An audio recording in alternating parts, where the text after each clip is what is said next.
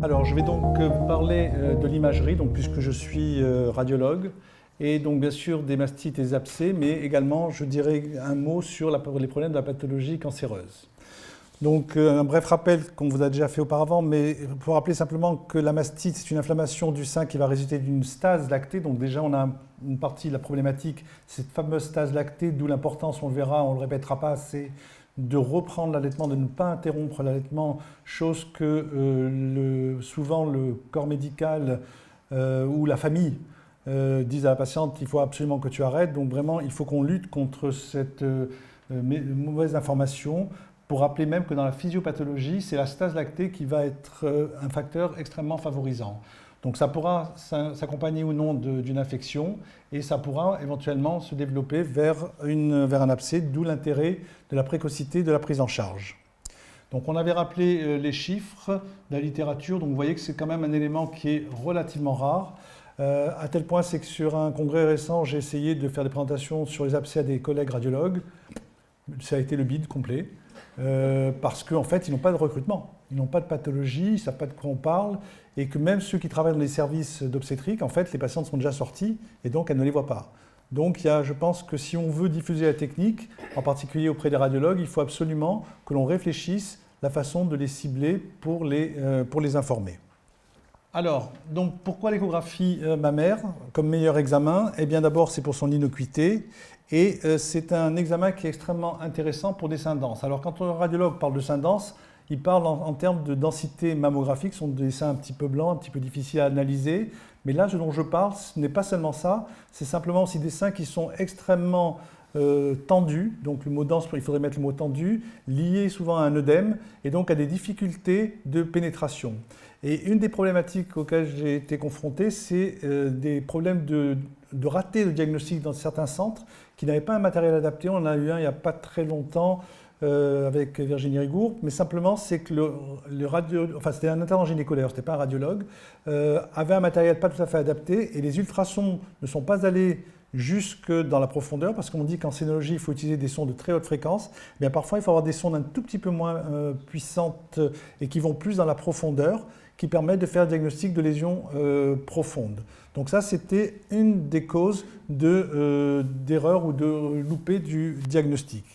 Le deuxième élément sur l'échographie, on parle d'échographie mammaire, mais il faut absolument analyser également les creux axillaires, pas seulement pour voir si ça peut être dans le cas d'un cancer, mais surtout pour bien différencier à la recherche d'hypertrophie ganglionnaire réactionnelle qui sont toujours là dès qu'il y a infection, et bien différencier les adénomégalies, c'est-à-dire que ce sont des ganglions qui ont un aspect morphologique normal mais qui sont hypertrophiés, alors que dans une lésion comme un cancer, on aura plus souvent des adénopathies, c'est-à-dire des ganglions avec une modification de l'architecture en échographie. Donc ça, c'est un élément extrêmement important, écho-mammaire, toujours associé à une échographie axillaire. Alors, le diagnostic de mastite, on l'a vu, c'est essentiellement clinique, mais l'échographie va nous amener des éléments importants dans le diagnostic, c'est-à-dire à la recherche d'une collection sous-jacente, qui soit un galactocèle ou qui soit un abcès, va nous permettre d'évaluer donc l'étendue et le nombre des abcès collectés, et on l'a dit, on le répétera jamais suffisamment, mais c'est important, même si le cancer du sein est rare dans cette tranche d'âge, eh bien il existe et il ne faut surtout pas le louper. Alors, doit-on faire systématiquement, lorsque vous avez une patiente qui a une mastite, une échographie? Je réponds non. Si c'est une mastite inflammatoire ou infectieuse, normalement l'examen est clinique. À quel moment faut-il envisager de faire une échographie? Eh bien, c'est justement si l'on suspecte qu'un abcès est en train de s'organiser, si on a des signes inflammatoires généralisés, mais surtout des signes inflammatoires localisés, c'est-à-dire que localement, il y a une petite rougeur. Là, il faut se dire que peut-être il se passe quelque chose à un endroit précis et ce côté localisé est un argument important en faveur d'un diagnostic pour le début de formation d'un abcès. De même, le caractère localisé de la douleur, ça aussi c'est un bon argument pour prescrire une échographie. Bien sûr, si la patiente a des crevasses surinfectées, c'est une des portes d'entrée les plus fréquentes, donc suspicion d'abcès, donc d'indication de l'échographie, la fièvre élevée, et également une patiente qui a une mastite et qui est déjà sous antibiotiques et on sent qu'il y a une résistance aux antibiotiques, la question est est-ce qu'il n'y a pas un abcès qui s'est formé de façon sous-jacente et du coup de proposer une échographie. Alors, on va essayer de mieux comprendre les images échographiques. Donc, Premièrement, la mastite infectieuse, c'est un phénomène aigu. Alors pourquoi je souligne cet élément? C'est que pour le radiologue, c'est important de savoir que les images peuvent changer très rapidement. C'est-à-dire qu'entre deux échographies qui sont faites à 48 heures, on peut avoir des aspects totalement différents et même parfois des aspects trompeurs. Donc tout dépend le moment auquel on arrive pour le diagnostic. Des fois, ça paraît tout à fait évident et des fois, ce n'est pas du tout évident alors que cliniquement, on nous dit « ben oui, il y a sûrement un abcès » et nous, on ne le voit pas. Donc ça, c'est le premier élément. Deuxième élément, bien sûr, ce sont les portes d'entrée, donc en particulier les fissures mamelonnaires. On l'a vu que même si c'est plurifactoriel, c'est une cause fréquente, avec des infections rétrogrades et qui vont être favorisées par des cavités dans le sein qui sont soit la dilatation du canal galactophorique, soit des galactocèles.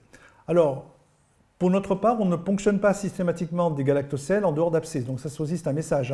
On verra que les galactocèles, c'est quelque chose d'assez fréquent chez la femme, déjà même parfois enceinte ou pendant l'allaitement. Et il ne faut pas ponctionner systématiquement un galactocèle s'il n'y a pas de signes infectieux qui l'accompagnent. Alors, il faut savoir pour comprendre ces images qu'il y a 3 formes anatomiques. En fait, l'abcès va se développer soit sur une cavité qui sera un galactocèle. En général, ce sont plutôt des abcès qui sont périphériques parce que les galactocèles sont justement une localisation périphérique. On a rappelé la cause, c'est un problème de positionnement de l'enfant pendant l'allaitement. On a les abcès avec une atteinte centrale, c'est-à-dire qu'elles seront essentiellement péri-mamelonnaires, donc assez proches du mamelon. Elles sont plus rares. Elles vont se faire sur un canal dilaté. Tout ça, c'est important pour la suite pour comprendre les images. Et enfin, celles qui sont les plus embêtantes, c'est quand l'abcès se forme sur aucune de ces structures de façon claire. Et du coup, on a des images qui sont extrêmement difficiles à diagnostiquer. Et c'est celles-là, justement, qui sont à l'origine de retards diagnostiques et de difficultés de prise en charge. Et c'est souvent celles-là qui risquent d'aboutir chez le chirurgien. Alors, des illustrations de ces types d'abcès. En haut, vous avez ici un abcès avec une mastite. Alors on va commencer par celui-là. Périphérique, c'est-à-dire que c'est vous voyez, une petite rougeur localisée et c'est un galactocèle qui s'est infecté. Donc ça, c'est un exemple tout à fait facile, typique. Et là, il suffit de mettre une aiguille pour l'évacuer, donc c'est relativement simple. Deuxièmement, on a l'abcès plus central. Vous voyez qu'il est beaucoup plus proche de la plaque aréolo-mamelonnaire. Et en imagerie, il a une forme un peu particulière, c'est-à-dire qu'il est allongé. Pourquoi? Parce qu'en fait, c'est ce canal dilaté qui va s'affecter. Donc en fait, il va avoir la forme d'un canal galactophore dilaté. Et enfin, le troisième cas, c'est une mastite sous forme non spécifique. En fait, ça ressemble strictement à rien. Virginie nous dit il y a un abcès, et nous, on fait l'écho et on ne voit pas d'abcès. Parce qu'en fait, c'est totalement diffus, rien n'est organisé, rien n'est visible, et ça, c'est extrêmement difficile pour le diagnostic. Donc, il peut y avoir des discordances entre ce qui est évidence cliniquement et ce que l'on voit, nous, en échographie. Donc, ça, c'est une notion également importante, et c'est pour ça que j'ai dit en préambule que c'est la clinique qui prime pour le diagnostic d'abcès. Alors ça, c'était juste pour vous rappeler les fameux galactocèles, puisque normalement, c'est des révélations qui apparaissent plusieurs mois après la grossesse, mais on peut en avoir justement même en fin de grossesse, mais également en début d'allaitement. Et c'est ces galactocèles-là, donc des cavités, qui auront tendance à se surinfecter. On a vu les indications de l'échographie mammaire pour le diagnostic, mais également, c'est l'examen de choix parce qu'il va permettre de guider les prélèvements avec un examen de bactériologie. Il va permettre de faire des ponctions, aspiration, drainage thérapeutique, entre guillemets, c'est-à-dire en substitution par rapport à la chirurgie, mais également il va permettre de suivre l'évolution de ces lésions en cas de mastite infectieuse. Et donc quand c'est une mastite sans abcès, on les surveille une fois par semaine chez une patiente sous antibiotiques, mais après ponction, on les surveille dans les 24 à 48 heures. Il faut être très vigilant parce que quand il y a des récidives, elles apparaissent très précocement et donc il faut être capable d'être très réactif pour proposer un deuxième geste de prélèvement. Qu'en est-il des autres techniques d'imagerie? L'échodoppler, aucun intérêt particulier. On va avoir du rouge autour parce que c'est hypervascularisé et une inflammation, donc là, ça n'a pas beaucoup d'intérêt. Faut-il faire une mammographie pendant l'épisode aigu? Non. On vous l'a dit, à distance sûrement pour être sûr qu'il n'y a rien de sous-jacent ou quand on a un doute avec une pathologie carcinologique à la recherche de microcalcification.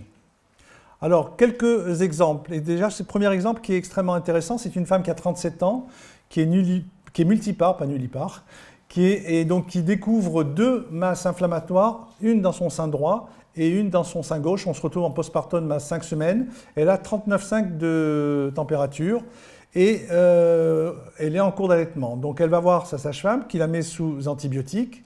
Et au 6e jour, sur le plan clinique, il existe une augmentation de la symptomatologie du sein gauche malgré l'antibiothérapie. Donc nous, on la voit à ce moment-là.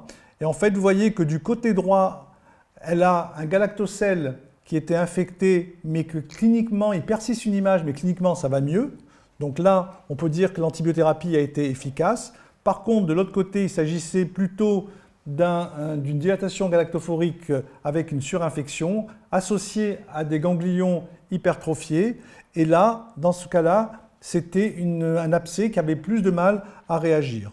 Cette patiente, du coup, on lui a modifié son antibiothérapie puisqu'elle a eu une bi-antibiothérapie. Elle a dû arrêter l'allaitement, malheureusement, parce que c'était extrêmement difficile pour elle suite au tableau clinique.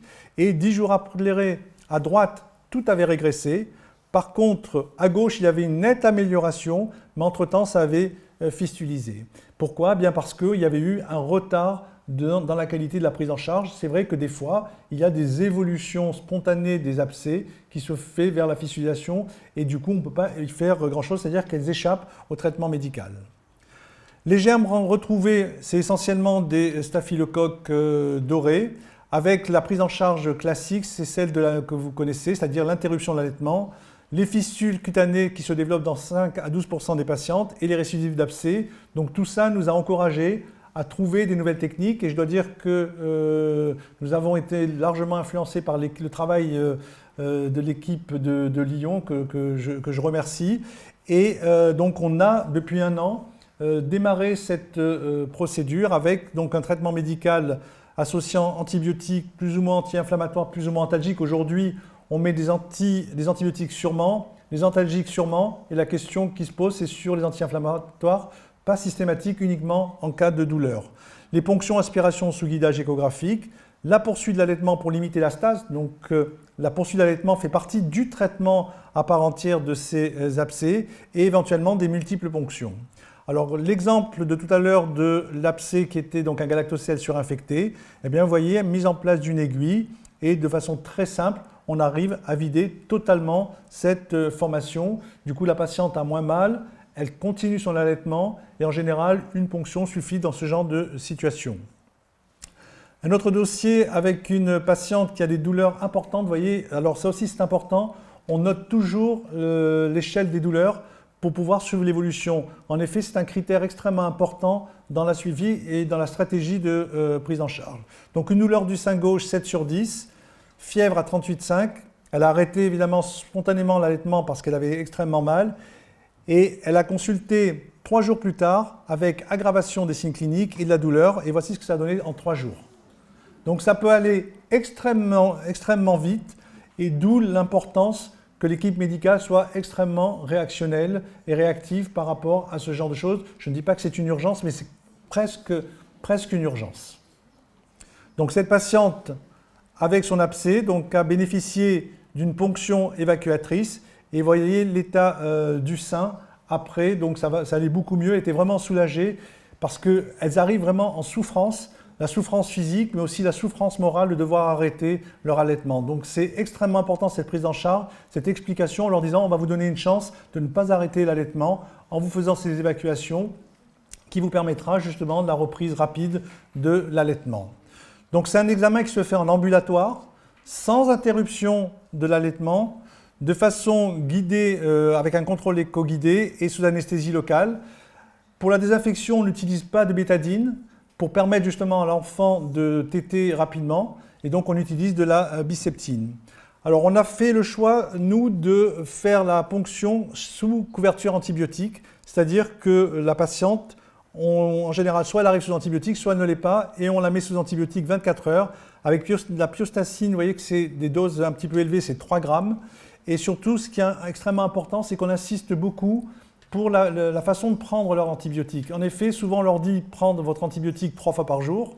Quand vous prenez 3 fois par jour, en fait, ce qu'elles prennent, c'est matin, midi et soir. Et globalement, elles n'arrivent pas à couvrir parfaitement les choses. Et en particulier la nuit, ça repart et on est moins efficace. Donc comme on nous a dit qu'on est plus efficace dans l'allaitement pendant la nuit, on en profite pour leur dire au moins pendant 3-4 jours de prendre vraiment des antibiotiques de façon très stricte toutes les 8 heures. Donc ça aussi, c'est un point très important. Alors, concernant les calibres d'aiguilles, on peut utiliser des 14, des 16G, des 16 gauche, pardon. Aujourd'hui, avec notre expérience, certes moins importante que l'équipe lyonnaise, mais globalement, on utilise quasiment systématiquement des aiguilles coaxiales de 13G. C'est beaucoup plus gros, mais c'est beaucoup plus efficace. Et peut-être que grâce à ça, on a évité un certain nombre de récidives et de drainage, on pourra en discuter. Le lavage sérum physiologique, oui, il faut savoir que ça fait très mal. Pour les patientes, elles souffrent énormément. Et je dois dire que je me pose la question, étant donné qu'un abcès, ce n'est pas une collection qui est parfaitement étanche, quel est le risque d'essaimage de l'infection lorsqu'on injecte du sérum phy? Je n'ai pas de réponse, ce n'est simplement qu'une question que je pose. Je sais que les Lyonnais l'utilisent largement, mais je crois qu'il faudra à un moment donné qu'on se pose vraiment la question de savoir est-ce que c'est efficace et est-ce que c'est pas délétère pour la patiente. Alors notre étude, donc on est simplement sur 12 mois, mais vous voyez que sur 12 mois, on a pu entrer dans notre étude 34 patientes. Donc c'est grâce justement au réseau ici présent, aux sages-femmes, mais à Virginie, mais également aux généralistes. Donc ça veut dire que le message est en train de passer. Et c'est vrai qu'on commence à avoir des prescriptions de médecins qui habituellement n'étaient pas habitués à le faire. Donc sur ces 34 patientes, 82% étaient adressées avec un abcès et on avait seulement 18%, et ça c'est extrêmement intéressant, qui venaient avec une mastite. Ça voulait dire quoi? Ça veut dire que la sage-femme ou le clinicien au départ fait un travail de filtrage extrêmement important. C'est-à-dire qu'il ne dort pas la patiente dès qu'elle a de la fièvre, mais il la prend en charge, elle est traitée, et ensuite, quand on sent que ça commence un petit peu à tourner au vinaigre, ça, on nous l'envoie. Alors, tout le problème, c'est de savoir à quel moment il faut envoyer, et on a eu quelques cas un petit peu difficiles avec des formes relativement avancées. Donc, concernant les tailles, vous voyez que la taille moyenne était de 33 mm, mais on avait des extrêmes jusqu'à 9 cm, donc des abcès de taille variable pouvant être extrêmement volumineux. Quel est le nombre de ponctions que l'on a réalisées? 68% des patients n'ont eu qu'une seule ponction. Je fais juste appel à ma mémoire, mais il faudra quand même qu'on le revérifie. On va dire globalement un tiers qui ont eu 2 ponctions. Et ça doit être aussi, il y en a une qui est 4% qui a eu 3 ponctions et pas de ponction du tout, c'est à peu près la même, le jaune et le bleu, donc on a eu 3%. Donc vous voyez que majoritairement, c'était 1 ou 2 ponctions nécessaires pour la prise en charge. Combien de patientes étaient déjà sous antibiotiques au moment où on les a vues? Eh bien, sous antibiotiques, c'était 59% qui arrivaient déjà donc avec un traitement antibiotique, ce qui nous a permis de faire la ponction immédiatement quand c'était nécessaire. Au final, et ça c'est le tableau le plus important, combien de chirurgies a-t-on évité? Et donc à combien de femmes est-ce qu'on leur a permis non seulement de ne pas arrêter l'allaitement, mais d'éviter surtout une chirurgie? Dans notre étude, ça représente 75%, donc c'est un petit peu moins bien que l'équipe lyonnaise, et on a eu 25% de chirurgie.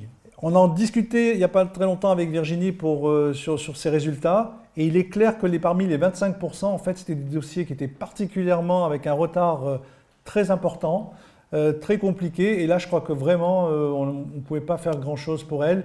Donc le message qu'il faut retenir de ça, c'est qu'on peut être efficace, mais on peut être efficace grâce à vous, en nous les adressant le plus précocement possible afin de les prendre en charge de façon les plus précoces possible. La littérature, on en a dit déjà un mot tout à l'heure.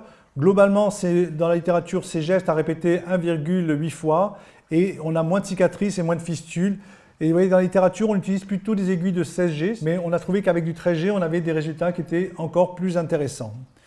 Alors, un exemple, ici avec des aiguilles de 13G, vous voyez que ce sont des abcès extrêmement épais. Et c'est pour ça qu'on utilise des 13G, c'est que souvent, quand c'est liquide, quand c'est un galactocèle surinfecté, c'est facile. Avec un 16G, on y arrive sans aucun problème. Le problème, c'est que souvent, quand vous essayez avec un 16G, vous n'y arrivez pas, vous commencez à forcer, tout le monde s'excite, ça ne marche pas. Alors qu'avec un coaxial de 13G, 13 gauge, ben, ça marche tout de suite et quasiment à tous les coups. Et vous voyez qu'un abcès qui était relativement avec un contenu très épais arrive à être vidé totalement. Ici, c'était une patiente qui venait avec un nodule a priori tusséaire. Vous voyez qu'il y avait une prothèse.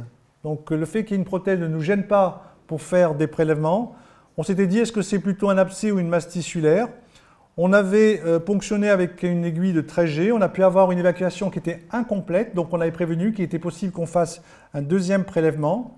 On la voit à J+5 avec une collection, et à ce moment-là, on s'était dit, est-ce qu'on y retourne? Alors ça aussi, c'est un point important, c'est qu'il ne faut pas se précipiter systématiquement sur un deuxième prélèvement. Pourquoi? Parce que vous avez une cavité, et cette cavité aura tendance à se re-remplir éventuellement avec des structures comme le lait, tout bêtement. Et donc, ce n'est pas parce qu'on a une nouvelle cavité qu'on a forcément une récidive de l'abcès. Donc, ce qui va compter dans ce moment-là, c'est la clinique. C'est-à-dire que si la patiente va mieux cliniquement, eh bien, on n'a pas l'obligation à la redrainer ou à la reponctionner immédiatement. Et ça aussi, c'est un message extrêmement important. Autre dossier, 34 ans, allaitement difficile. Elle est venue sous orbénine au départ, avec une douleur de 6/10, altération de l'état général, donc une dame qui n'était vraiment pas bien du tout. Et là, on a fait une première série de ponctions, on a fait une deuxième série de ponctions, et vous voyez qu'à la suite, J4, J8, J22, reformation de cette collection, et c'est ce dont je vous parlais tout à l'heure, c'est-à-dire qu'on peut avoir de la reformation de cavité qui ne signifie pas systématiquement qu'il y a une récidive d'abcès, mais simplement une collection qui s'est remise, et c'est celle-là justement qu'on retrouvera après l'allaitement avec des galactocèles qu'il ne faut absolument pas toucher.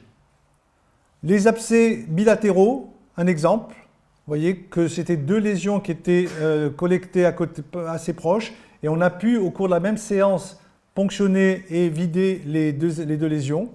Ensuite, s'est posé la question du drainage. Il faut imaginer que la patiente reparte avec son drainage, et l'objectif, c'est qu'elle continue à allaiter.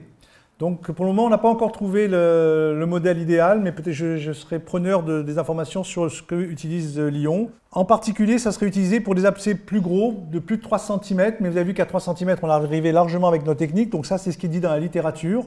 Donc, je pense que 3 cm, ça ne veut pas dire grand-chose, c'est surtout un abcès qu'on n'arrive pas à évacuer ou qui sont récidivants. Et ça, donc, c'est une imagerie que j'ai prise dans un article, puisque nous-mêmes n'avons pas utilisé encore cette technique, mais apparemment, ça pourrait être dans quelques rares cas des choses très intéressantes. Alors on s'est dit, on a des abcès extrêmement collectés, extrêmement difficiles, on n'arrivait pas à trouver de fournisseur de drainage, on s'est dit, mais est-ce qu'il n'y a pas un autre moyen? Et on s'est mis à réfléchir, on est scénologue, on s'occupe beaucoup de cancer du sein, et on a une technique qui est le mammotome. Et on s'est dit, évidemment, c'est une aiguille de gros calibre, avec une aspiration active, est-ce que ce ne serait pas une bonne idée de l'utiliser? Donc c'est ce qu'on a fait, et on a été surpris par la qualité des résultats. C'est-à-dire, voici un gros abcès qui était résistant avec une aiguille de 13G, c'est-à-dire qu'on n'a pas pu le faire. Et donc, on a utilisé des aiguilles de 10G, donc c'est encore plus gros, sous anesthésie locale, en ambulatoire, et avec un système d'aspiration active, c'est-à-dire que c'est un système de vacuum, c'est-à-dire que l'aiguille est reliée avec un système d'aspiration. C'est ce qu'on utilise nous, dans les techniques pour explorer, par exemple, les microcalcifications ou pour retirer les adénofibromes. Donc c'est une technique extrêmement efficace et je dois dire que dans ces abcès, ça marchait relativement bien, enfin même très bien, puisque voici donc au départ l'abcès et voici à l'arrivée. Donc on a une cicatrice, là c'était 3 semaines après la macrobiopsie, ensuite totalement disparue et qui a permis en un seul passage de gérer ce problème d'abcès. Donc c'est un outil extrêmement intéressant que l'on doit rajouter à notre arsenal de prise en charge pour ces abcès. Donc je vais terminer par cancer et grossesse, je crois que c'est inévitable, pour vous rappeler que les cancers sont plus fréquents que ce qu'on imagine. Dans la littérature, classiquement, c'est 7%, mais il y a des publications récentes qui ont montré jusqu'à 14% des cancers avant 43 ans. Donc c'est quelque chose qui est extrêmement important. Et le risque de cancer est plus élevé pendant l'allaitement que pendant la grossesse. Alors, est-ce que c'est des cancers de grossesse qu'on a loupés et qu'on récupère à l'allaitement? C'est une des possibilités, mais en tous les cas, c'est quelque chose auquel il faut penser. Pourquoi? Parce qu'on a très souvent un retard diagnostique et une prise en charge qui, malheureusement, peut être assez compliquée. Ce d'autant que ce sont des tumeurs un peu différentes, qui ont une agressivité plus importante, parfois triple négative, parfois d'emblée métastatique, parfois un contexte génétique. Tout ça fait qu'il faut toujours y penser. Je vous montre un exemple parce que souvent, on vous montre des cancers évidents. Regardez ce dossier. Une image hypoécogène qui avait des contours qui étaient à peu près réguliers. 35 ans, deuxième enfant, allaitement donc au 5e mois, contexte de mastite du sein gauche, pas de contexte familial, nodule à l'union des cadrans inférieurs d'apparition récente, pas d'adénopathie axillaire. Est-ce que c'est un abcès? Elle a une ponction par son médecin généraliste et c'était une ponction de sérosité rosée sans anomalie. Et donc la sage-femme nous l'a envoyé ensuite en disant: est-ce que vous pensez que c'est une ponction blanche? Est-ce qu'il faut faire quelque chose parce que le problème n'est pas réglé? Et donc on a décidé de lui faire une biopsie. Et en fait, il s'agissait d'un carcinome canalaire invasif de grade 3, donc souvent des tumeurs qui évoluent vite et qui ressemblent à des structures pseudo-liquidiennes. Donc ce sont les formes thrombeuses auxquelles il faut penser rapidement. Donc en conclusion, l'objectif de cette prise en charge, c'est qu'elle doit être précoce pour éviter justement d'arrêter l'allaitement, que l'examen clinique est l'élément essentiel dans le diagnostic et dans le suivi associé au traitement médical, que l'échographie mammaire et axillaire ne doit pas être systématique mais guidée par la clinique, avec des anomalies qui vont tendance à se localiser, telles que la rougeur, telles que la douleur ou les résistances aux antibiotiques, que l'on doit systématiquement faire un contrôle au bout de 48 heures. Donc on a tendance à revoir très fréquemment les patientes, mais c'est extrêmement important parce que c'est extrêmement labile comme situation et ça peut évoluer très très vite, comme l'exemple que je vous ai montré. La ponction aspiration éco-guidée se fait sous anesthésie locale, pour nous idéalement chez une patiente sous antibiothérapie, avec un contrôle à 24-48 heures. Pensons également à cette nouvelle technique de macrobiopsie sous vacuum, c'est-à-dire respiration, pour les formes un petit peu difficiles à prendre en charge. Et enfin, l'avantage de la chirurgie, ça doit être une exception qui permet en même temps de faire une anapathe de tout ce qui a été retiré, parce qu'on a eu aussi des dossiers sur lesquels ils ont trouvé une lésion associée. C'était un contexte un petit peu différent de celui-là, mais c'est important de faire cela. Enfin, toujours penser, même s'il est rare, au cancer du sein pendant l'allaitement ou pendant la grossesse. Je vous remercie.